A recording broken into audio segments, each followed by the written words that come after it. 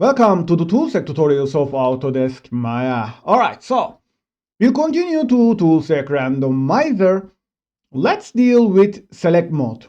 In this mode, internals panel is disabled because it's not needed. Items panel will accept any kind of component selections like vertex, edge, face, UV, transform, so on and so forth. You may realize that initial random function is solo in this mode. Solo is a quite simple function which returns its single parameter. Therefore, present example means only one of items will be selected. Random value must be between 1 and items count. To pick properly, click on the Randomize button to see results. Alright. Let's create a brand new polygon plane for this and set subdivision width and height, something like 32. Select all faces, load them, and set random, something like solo 300, and click on the Randomize button to select exactly 300 faces.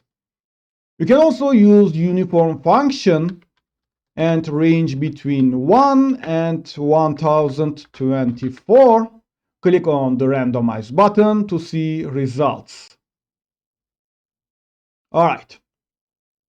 Same item set rule for object mode is also valid for select mode. So let's make subdivision width and height a little bit lower, like 10, for the sake of this one.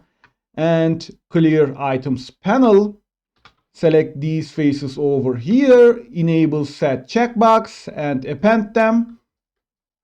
Also for these ones, those ones, these ones, those ones, these ones, those ones, these ones, those ones, and finally these ones.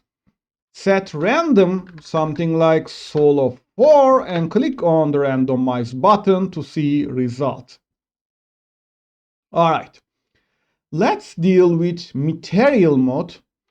In this mode, items panel will accept components that can be material assignable, like face, transform, so on and so forth. Internals panel accepts materials. You can select them in Hypershade and click on the materials label to load quickly. Alright. At every single iteration, one of materials written in this panel will be picked. Randoms panel specifies how many items will be selected for materializing. So your random value must be between 1 and items count to pick properly. Click on the Randomize button to see results. Alright, let's create a brand new polygon cube for this and duplicate using duplicate special. Make 9 copies, set translate X to, click on the apply button, select all of them. Set translate Z to, click on the apply button, select all of them, load them, disable set checkbox and load them. And let's open up Hypershade and create a few new materials over here and colorize them. This one red, this one yellow, this one green, this one light blue, dark blue, purple, and 2 more for white and black. Select all of them, load them, and set randoms, something like solo 100, which means all of items will be materialized. Click on the Randomize button to see results.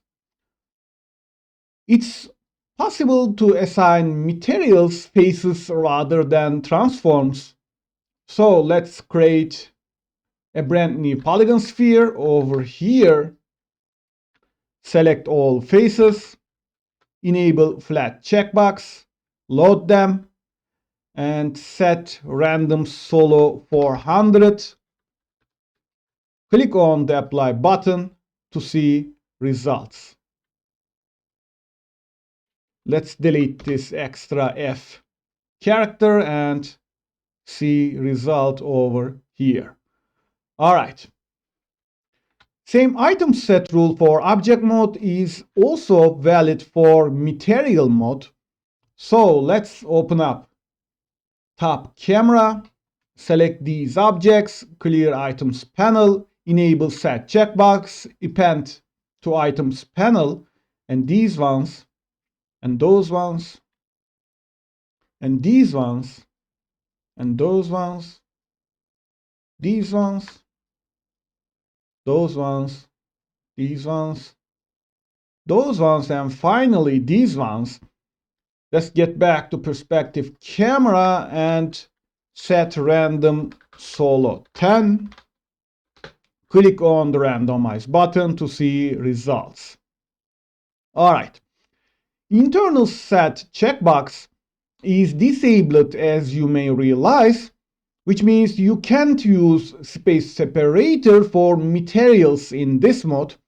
The reason is you can't assign multiple materials to the same portion of an item. All right. Thanks for watching me. See you in the next video.